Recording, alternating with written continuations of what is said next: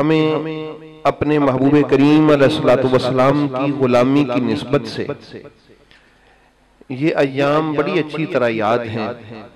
آج میں سن بھی رہا ہوں، دیکھ بھی رہا ہوں کہ بڑے بڑے وہ لوگ جن کا یہ اعلان ہے کہ ہمارے خون کا قطرہ قطرہ بھی علی علی بولے گا، ان کو بھی توفیق نصیب نہیں ہو رہی کہ وہ 13 رجب کو مولا مرتضیٰ کا برتھ ڈے ہی منا لیں۔ ویسے تو کہتے ہیں کہ ہمارے جسم کو کیما کرو، کیما کر کے اس کو کپڑے میں ڈالو، پھر اس کو نچوڑو تو اس قطرہ قطرہ خون کا اس سے علی علی کی صدائیں آئیں گی، تو لیکن احوال تو سامنے نظر آ ہی رہے ہیں، تو ہر بات دلیل کی محتاج ہوتی ہے، تو ان کے ظاہری احوال ہمیں کچھ اور ہی پتہ دے رہے ہیں۔ تو یہ ذہن نشین رہے کہ دنیا کی ہدایت کے لیے اللہ نے اپنے محبوب کو بھیجا، یعنی ہدایت مخلوق کے لیے، مخلوق کی ہدایت کے لیے اللہ رب العالمین نے اپنا محبوب بھیجا۔ اور پھر سلسلہ نبوت آپ جانتے ہیں، جناب آدم علیہ السلام سے عیسیٰ علیہ السلام تک جس طرح کنٹینیو رہا، چلتا رہا، پھر آخر میں خاتمیت محمدی یعنی خاتمیت نبوت، ختم نبوت کا تاجدار حضور نبی رحمت علیہ الصلوۃ والسلام تشریف لے کے آئے۔ سلسلہ نبوت تو ختم ہو گیا، لیکن ہدایت کا سلسلہ قیامت تک چونکہ جاری رہنا تھا، اس کے لیے اللہ رب العالمین نے سلسلہ ولایت کو چلایا۔ بھئی مسئلہ سمجھے ہیں نا؟ سلسلہ نبوت ختم ہو گیا، اب سلسلہ ولایت چلا، اور یہ ولایت بھی نبی کی ہی ولایت ہے۔ نبی دو شانیں رکھتا ہے روحانی اس اعتبار سے، یعنی ولایت کی اور نبوت کی۔ نبی پاک علیہ الصلوۃ والسلام کا پر سلسلہ نبوت ختم ہو گیا، آگے کوئی نبی نہیں ہے، آگے کوئی رسول نہیں ہے، آخری نبی اور آخری رسول ہے۔ لیکن سلسلہ ہدایت کو چونکہ قیامت تک آگے جاری رہنا تھا، لوگوں کو روحانی پیاس تو بجھانا تھی، اس لیے اللہ رب العالمین نے سلسلہ نبوت کا دروازہ بند کیا اور پھر وہاں سے سلسلہ ولایت کا دروازہ کھول دیا۔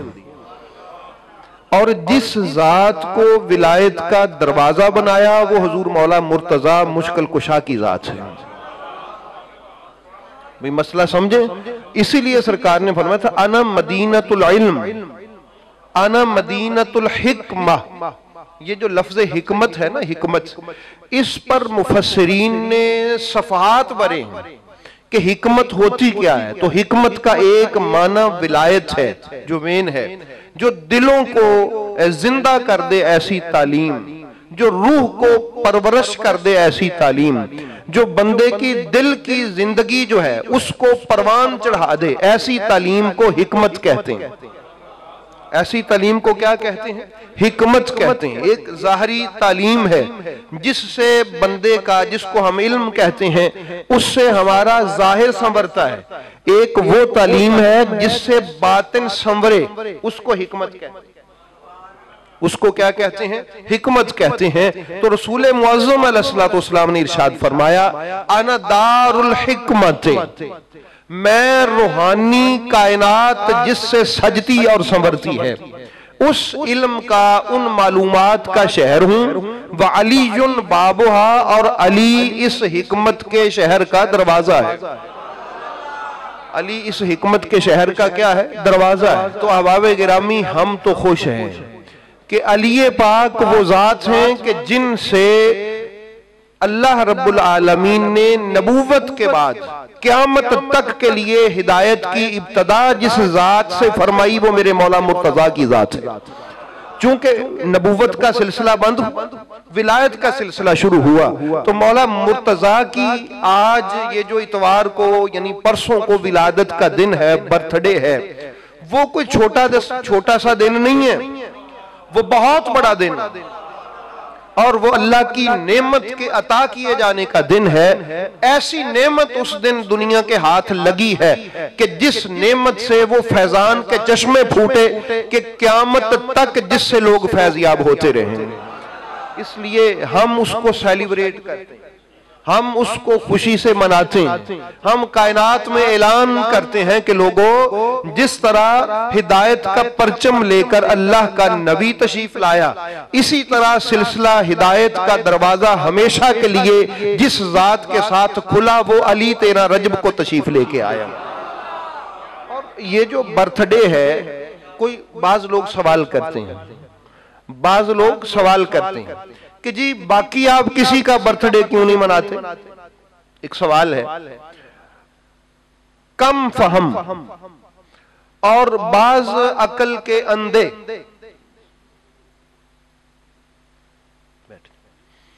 یہ سوال کر دیتے ہیں کہ آپ جی کسی اور کا, یعنی آپ صحابہ کرام کا کیوں نہیں مناتے مثلا.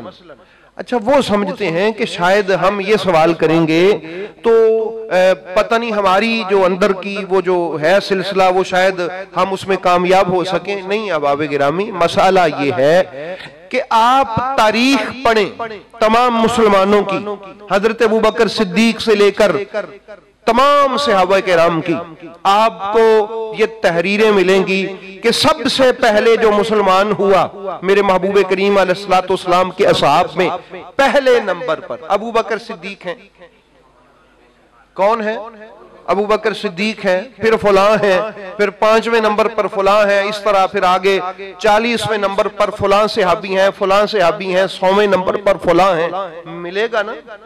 لیکن میرے مرتضیٰ, میرے مشکل کشا, شیر خدا, ان کے بارے میں آپ کو یہ ملے گا کہ آدم علیہ السلام کے ولی بھی تربیت لیتے رہے میرے علی سے.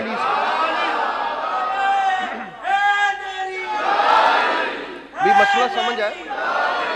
آدم علیہ السلام کی امت کے اولیاء بھی جس سے تربیت لیتے رہے وہ میرا علی ہے. عیسیٰ علیہ السلام کی امت کے ولی بھی جس سے تربیت لیتے رہے وہ میرا علی ہے. تو اس لیے علی کی برتھ ڈے ہم مناتے ہیں. یہ سیلیبریٹ اس لیے کیا جاتا ہے کہ علی کے لیے یہ جو تحقیق ہے یہ بہت پیچھے کی بات ہے کہ یہ کتنویں نمبر کا مسلمان ہے. فرمایا اس کے لیے نمبر نہ ڈھونڈ, علی کے نور کی تاریخ پڑھ تجھے پتہ چلے. علی لوگوں کو پیچھے ایمان تقسیم کرتا آیا.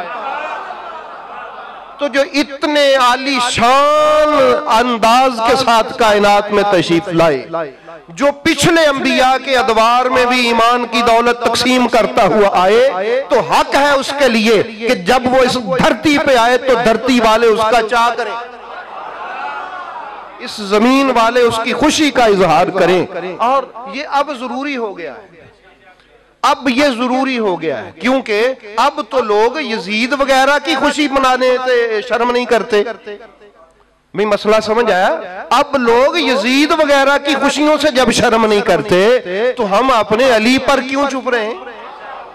ہم وہاں شرم کیوں اختیار کر لیں؟ ہم وہاں وہ جو مصلحت کی ایک دیوار تھی اس کو کیوں, وہ جو مصلحت کے نام پر دیواریں کھڑی کی گئی تھی, اب وقت آ گیا ہے کہ ان دیواروں کو گرا دیا جائے اور گج وج کے علی علی کیا جائے.